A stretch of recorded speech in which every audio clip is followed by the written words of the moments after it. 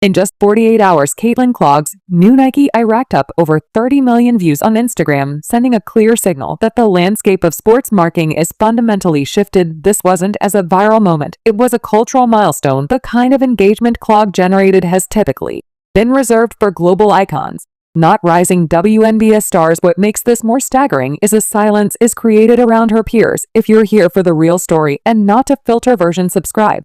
And if you're sticking around for the next meltdown, you better definitely subscribe. While other women's basketball players continue to push for visibility, Clark's campaign has eclipsed nearly everything around it. That sudden imbalances, leaving rivals uneasy, questioning whether to additional pass the recognition still hold weight in a world where digital clout defined relevance. This moment proved that Clark isn't just another promising athlete. She's a commercial for rewriting the rules. Nike's aggressive push behind her signature issue and global marketing strategy isn't just about pay on a star. It's a public declaration that they see or as the anchor of women's basketball future. Her ability to convert online attention into packed arenas, massive sponsorships, and international ambassadorships elevator beyond comparison. While others measure like she moves, Caitlin Clark just pulled off what few in sports marketing history have ever done. Her new Nike ad exploded across social media with over 30 million views in just 2 days on Instagram alone. That number doesn't look good. It shatters expectations. It instantly put her in the league of athletes who transcend their sport. The video isn't just a commercial, it's message. It's Nike saying this is the future, and the numbers are backing up in real time. No other WNBA player has sparked that kind of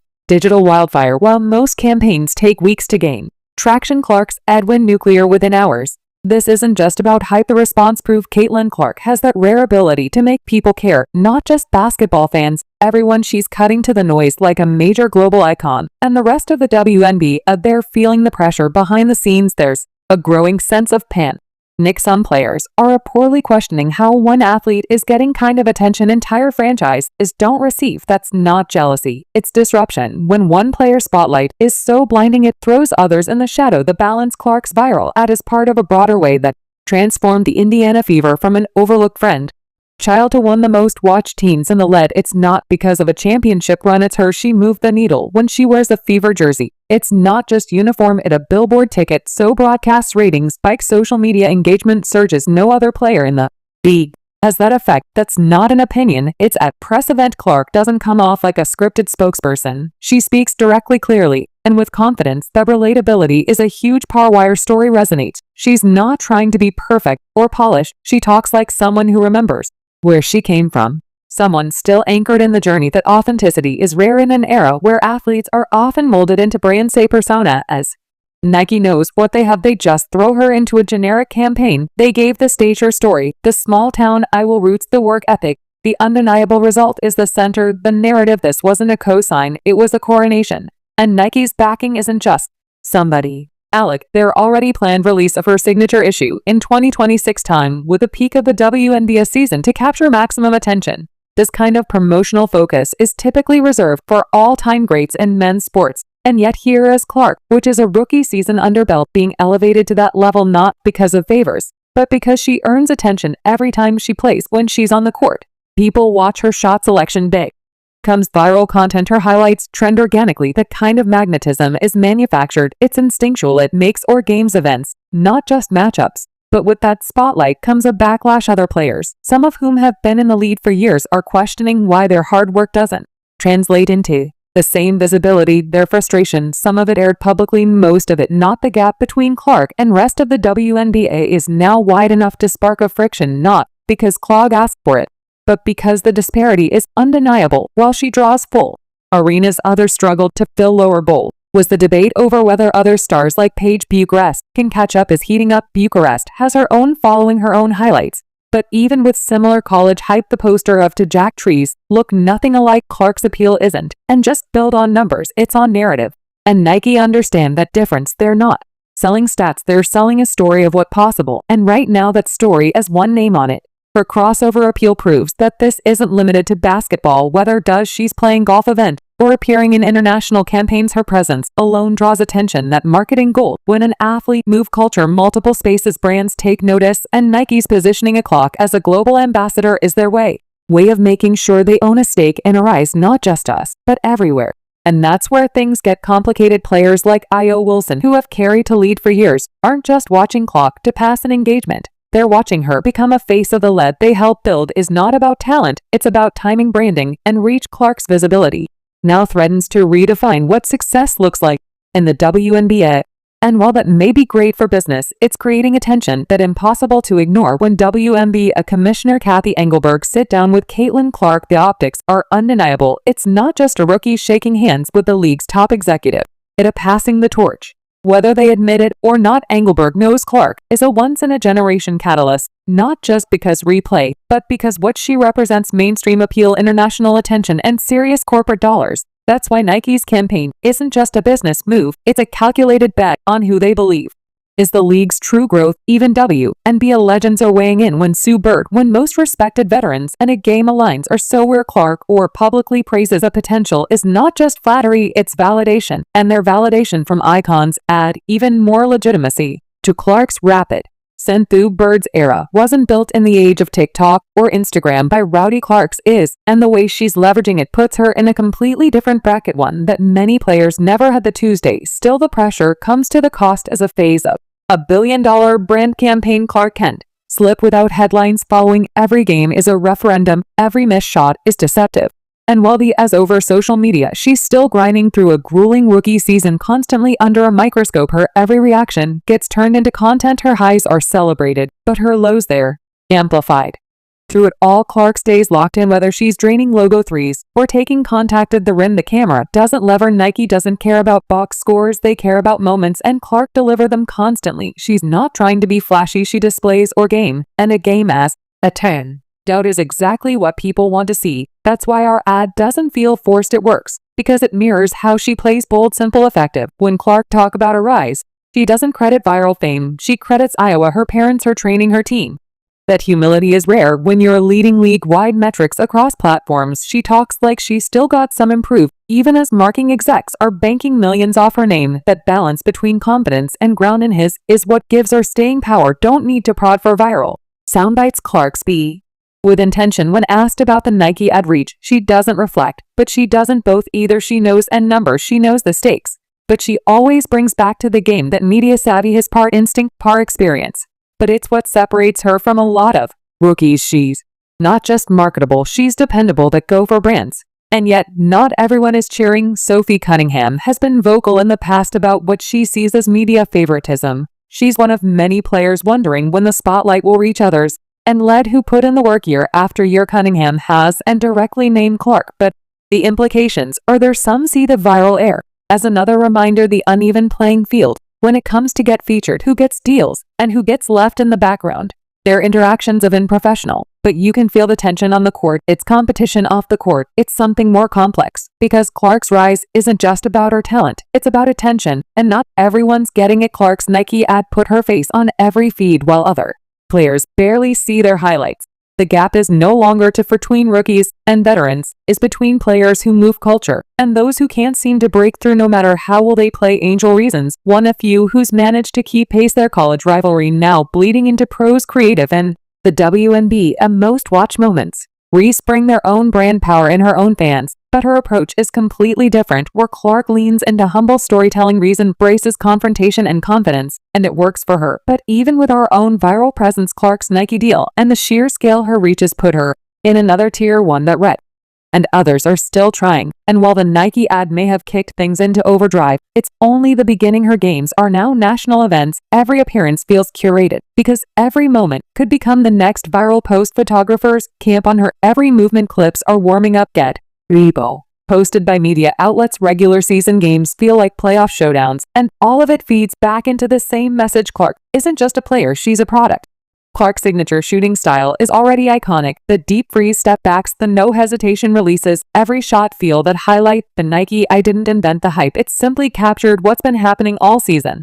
And that's why it resonates, because when you see her launching the logo, it doesn't feel scripted, it feels inevitable. Fans know she's about to do something crazy. Nike just turned the energy into a global. It's wild how a rookie jersey has become one of the most visible in the league. The Indiana Fever kit was barely talked about last year. Now it's everywhere, from fan photos and stay danced to viral clips online. When Clark put that jersey on, she's not just wrapping a team, she's wrapping a brand. And the league knows that this one player has changed how people look at the entire franchise, all because her name's stitched on the at press conferences. Clark's presence pulls media from outlets that barely covered the WNBA a year ago. Reporters fly in just for a few minutes of post-game comments. Why? Because everything she says move, whether she's breaking down a game or reflecting on the latest brand campaign. Her answers trend now because they're shocking, but because people actually care what she thinks. That the kind of cultural pour most athletes dream of. And she gets it. She's not pretending. She's just here to hoop. She understands waiter a platform, and she uses it up live without self-sabotage. That tightrope is not easy, especially when the world's watching every step. Her comment about inspiring young girls and expanding the game feel genuine. It's not marketing for love it. Consistent, whether she's on the court or behind a mic, she sounds like someone who actually believes in the growth of women's sports, not just a role in it. During interviews, she doesn't spin, she speaks. And even when she's asked about the insane by Rowdy the Nike ad, she redirects focus back. The team, the lead, the fans. That kind of poise is rare. It's not that she doesn't overpower, she does, but she handles it with an athlete discipline. Now a celebrity's ego, which is probably why people trust her enough to engage so heavily with content in the first scroll through the league's top media posts. And there she is, front and center, whether to pregame tunnel walk or shot release in slow motion. Clark dominates a visual space of the WNBA right now, and this isn't just good photography, it's intentional branding. Nike's campaign didn't drop in a vacuum. It followed months of photo ops, viral moment, and massive press cycles. The Edge is tied it all together with, of course, not everything has been smooth. The pressure, the criticism, the expectations. It weighs on her. You can see it sometimes after losses, or when a narrative gets twisted by media. Try to find a crack. Clark hasn't publicly snapped, but it's clear the spotlight is exhausting, especially when her performance is constantly compared, not just her peers, but the idea of perfection that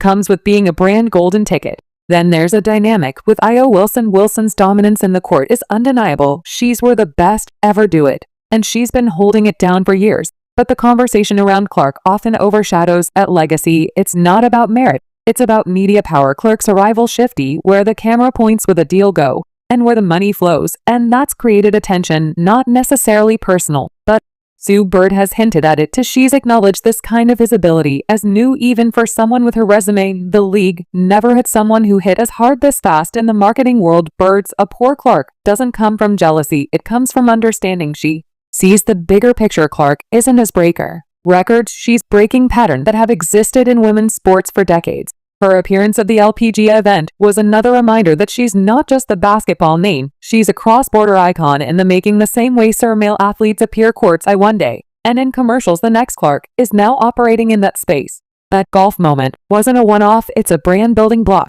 Shift. Reporters scramble for angles. She answers questions way. She plays decisive, measured official. When she talks about the Nike campaign, it's clear she knows what it represents. This isn't just a commercial, it's a pivot point for a career and possibly the leap across social. Feed her endgame shots, flood timelines, her drives, the rim, her mid-range finesse, the release of every long-range bomb. It's all there, chronicle like a storyline unfolding in real time. This isn't just photo documentation, it's brand architecture. Every frame builds a public image, and a Nike Air capitalize on that art card to tell a broader story. This is a player who delivers on every the jersey sales spike wasn't luck, it was a result of narrative alignment. The Air launched at the perfect time after of games prove she belongs, but early enough to feel like a prophecy. Nike tied their message directly to her too. Jack 3. Her jersey isn't as a symbol of team loyalty anymore. It's a piece of a movement that Clark, whether she intended to or not, is now leading. When Clark speaks about what drives her, she doesn't cite legs or shares. She talks about showing little girls they can do this too, about making space for future athletes to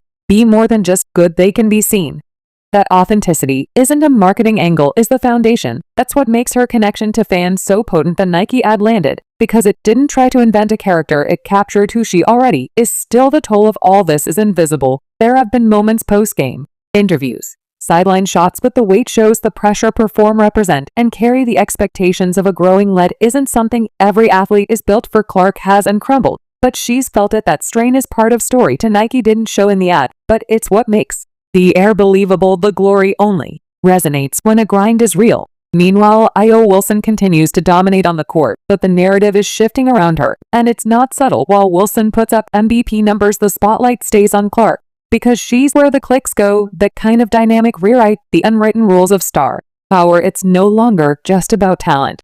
It's about what the world watches, and that shift, while profitable, comes at a cost, especially to veterans who built the league without the benefit of their kind of exposure. Even now, comparisons to paid Bucharest keep resurfacing. They were rivals long before the WNBA. Both broke college records, drew massive attention, and lead powerhouse programs. But now their paths diverging. Clark's media reach is simply bigger. She's been elevated by brand, by broadcast, and by fan frenzy. Naked in just pick her. They invested in her as the face. And for anyone else in that draft class catching up to start to feel impossible, interviews Clark never take the bait. She's asked about the pressure, the rivals, the viral moment, and she stays locked. And it's always about the game, about learning, about growing. But it's clear she understands the undercurrents. She knows his level of attention has ripple effects. Her approach is to keep her head down, even while standing directly in the center of the league's biggest spotlight.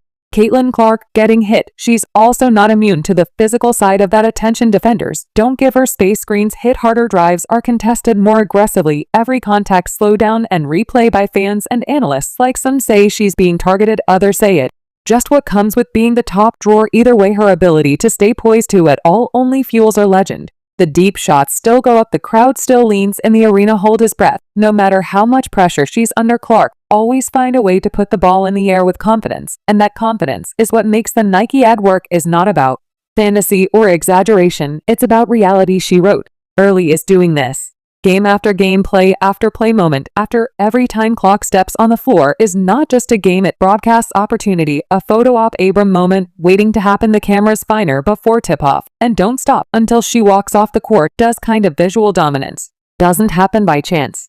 It's a feedback loop. Now the more content she generate, the more the demand growth. And when Nike dropped that ad, it wasn't a out of nowhere phenomenon. It was a combination of months of build-up, all captured in clips, angles, and viral screenshots. But here's the flip side no one wants to admit. When one player becomes a story, is not always uplifting for everyone around them. Clocked in as to overshadow her teammates or steal headlines from veterans. But she has that weight, shows in the quiet moments. The losses it harder, the criticism cut deeper. When a regular rookie struggles, people on when Clark does, it becomes the bait across fire platforms. The pressure to be perfect isn't just intense, it's constant. And yet, when she gets in front of Mike, Clark never leans into the drama. She talked about adjusting, about learning, about team chemistry. She credits or coaches. She thanked the fans. She refocuses everything back on a game. That clarity is what makes her so effective as a spokesperson. Eve.